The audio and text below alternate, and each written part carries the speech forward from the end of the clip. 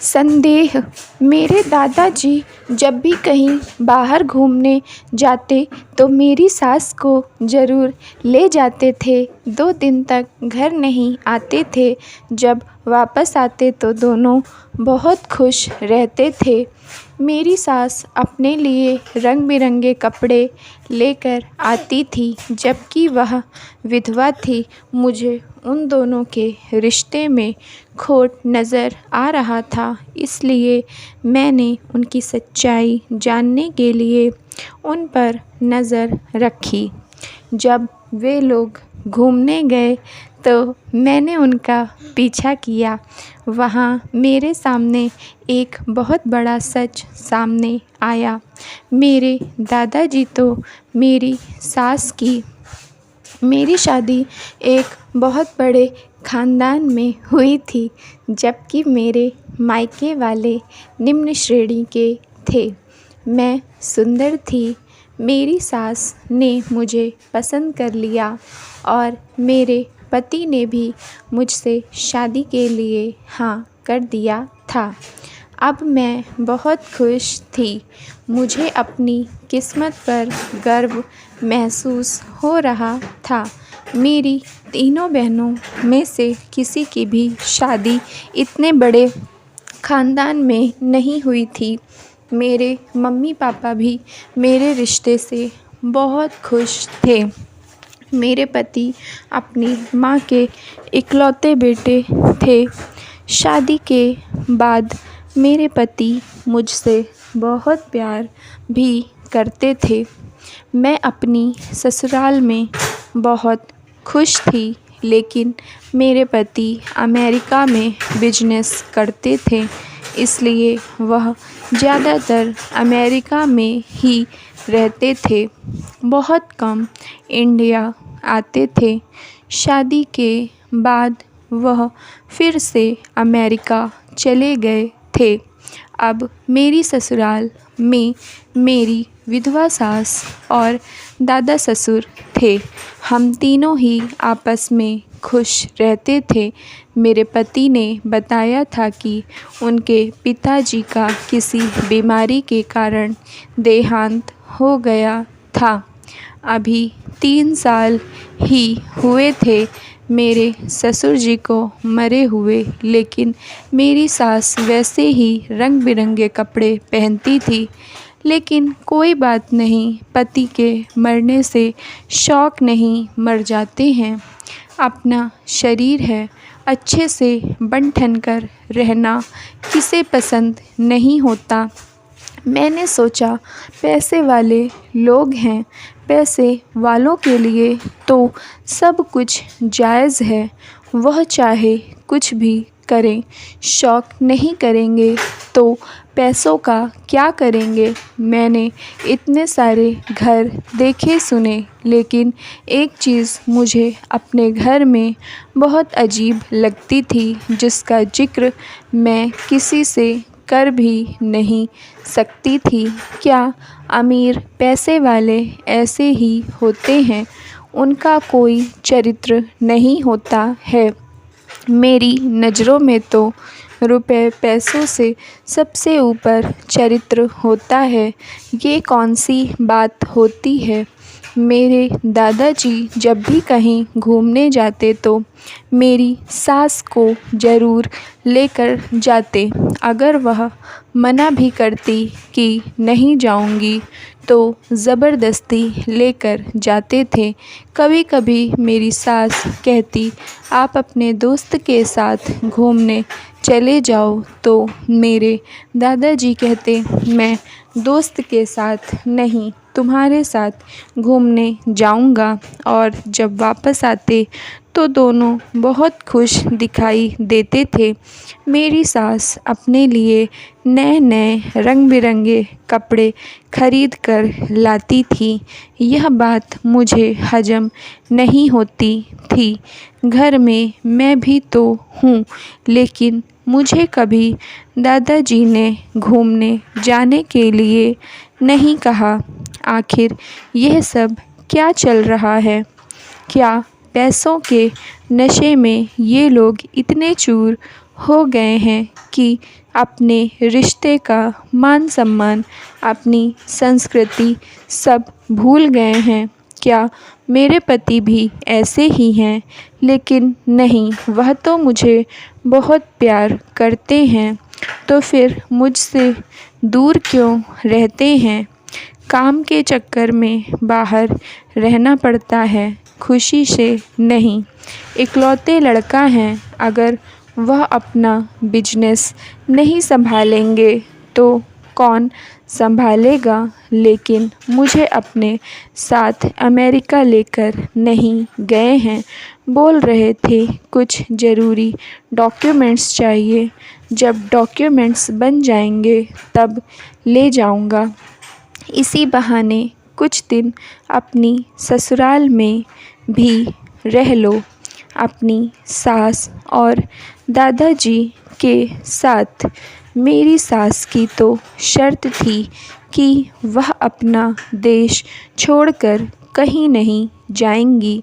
आज फिर मैंने दादाजी और अपनी सास की बातें सुनी। दोनों 2 दिन के लिए कहीं बाहर घूमने जाने की बात कर रहे थे। मैंने कान लगाकर चुपचाप उनकी सारी प्लानिंग सुन लिया। इस बार मैं उनके रिश्ते की असलियत जानना चाहती थी कि आखिर इन लोगों ने क्यों बेशर्मी की हद पार कर दी है। इनकी आँखों में बिल्कुल शर्म नहीं है। जब मैं सबकी नज़रों के सामने इन्हें ज़लील करूँगी, तब इन लोगों को अपनी गलती का एहसास होगा। इन्हें क्या लगता है कि पैसा है तो सब कुछ जायज़ है? नहीं, पैसे से कुछ नहीं होता, चरित्र ही सब कुछ है। लेकिन मैं कैसे इनकी सच्चाई का सबूत लाऊंगी? जब मैंने उन्हें बात करते हुए सुना तो मुझे मौका मिल गया। मेरे पति अमेरिका में थे। मैंने इनका पीछा करने का सोचा। उनकी तैयारी के मुताबिक मैंने अपना भी प्लान बना लिया था। अब प्लान तो बना लिया, लेकिन डर भी रही थी कि अगर मेरे पति को या किसी को भी यह मालूम पड़ा कि मैं अपनी सास और दादाजी का पीछा कर रही हूँ, तो मेरा क्या होगा पता नहीं। लेकिन मैं आखिर अपनी ही नज़रों के सामने गलत देखकर कैसे चुपचाप बैठ सकती हूँ? कुछ तो मुझे करना पड़ेगा ही इनका भांडा फोड़ने के लिए। ये लोग सोचते हैं कि किसी को कुछ भी नहीं मालूम पड़ेगा। अगले दिन दादाजी और सासू जी जैसे ही कार से निकले, 5 मिनट में मैं भी उनके पीछे पीछे दूसरी किराए की कार से चल दी। अगर अपनी कार से जाती तो दादाजी कार पहचान लेते और मैं पकड़ी जाती। पीछा करते करते लगभग 2 घंटे हो गए थे। वह कहीं नहीं रुके, चलते जा रहे थे। तभी एकाएक दादाजी ने अपनी कार का ब्रेक लगाया। उनके पीछे मेरी कार थी। मैंने भी ब्रेक लगाया। अब क्या था, दादाजी और सासू जी कार से उतरे। सामने एक होटल था जिसमें चले गए। कुछ देर में पीछे पीछे मैं भी पहुंची। रिसेप्शन में पता चला कि उन लोगों ने 2 दिन के लिए रूम बुक किया है। रूम नंबर पूछा तो उन लोगों ने नहीं बताया, क्योंकि किसी का रूम नंबर बताना होटल के रूल्स के खिलाफ था। मेरे पास एक आदमी पानी लेकर आया। उसने मुझे इशारे में किनारे बुलाया और कहा, अगर कुछ खर्चा पानी देंगी तो मैं बता सकता हूँ उन लोगों का रूम नंबर।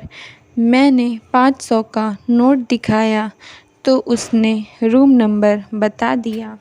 मैंने उनके बगल वाला रूम बुक कर लिया। जब मैं अपने रूम गई तो दादाजी के रूम से 3 लोगों की आवाज़ें आ रही थीं।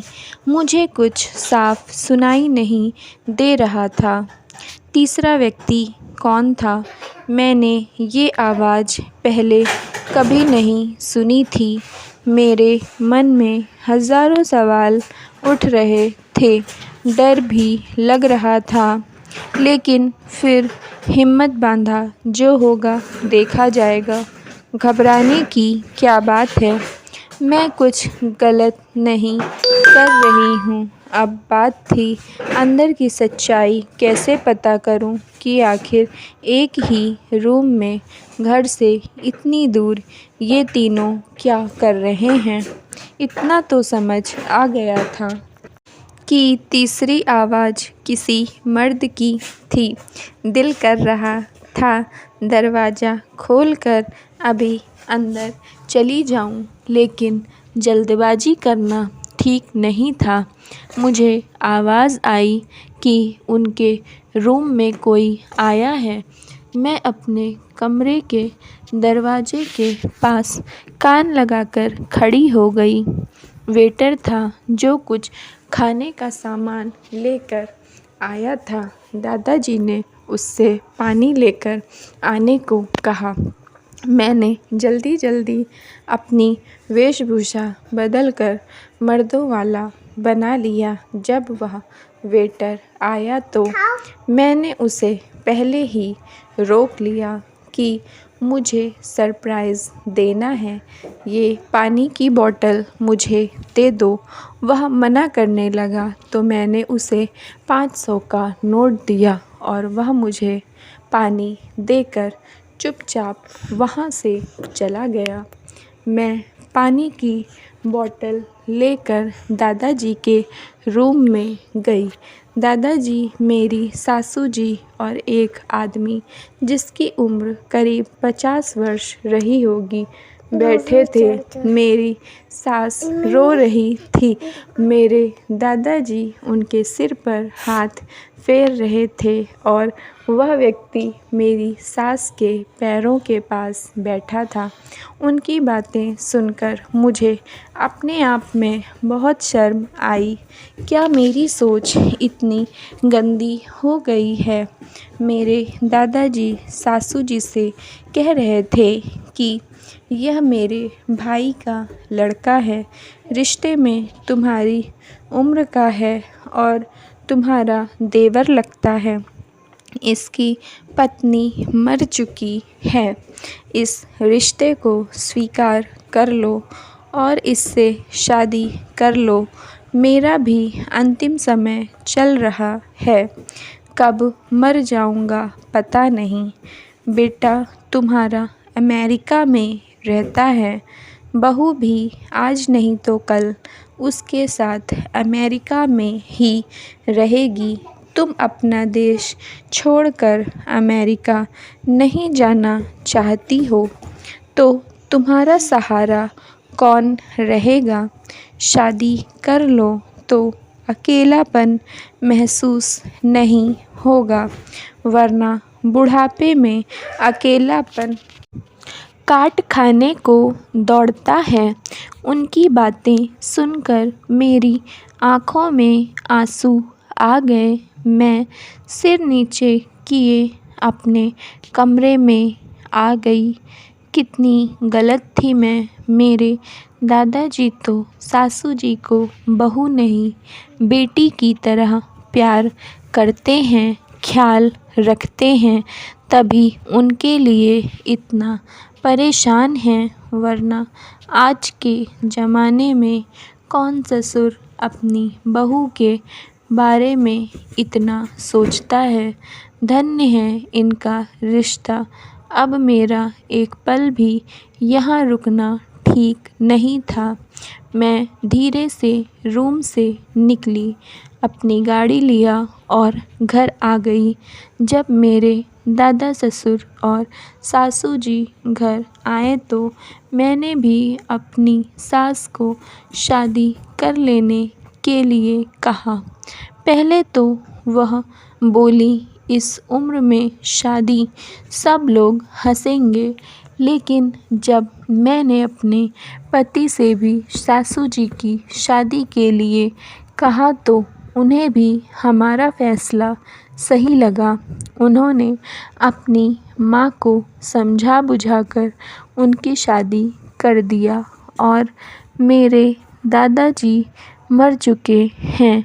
मैं अमेरिका में अपने पति के साथ हूँ, लेकिन मेरी सासू जी अकेली नहीं हैं, वह अपने जीवन साथी के साथ खुश हैं।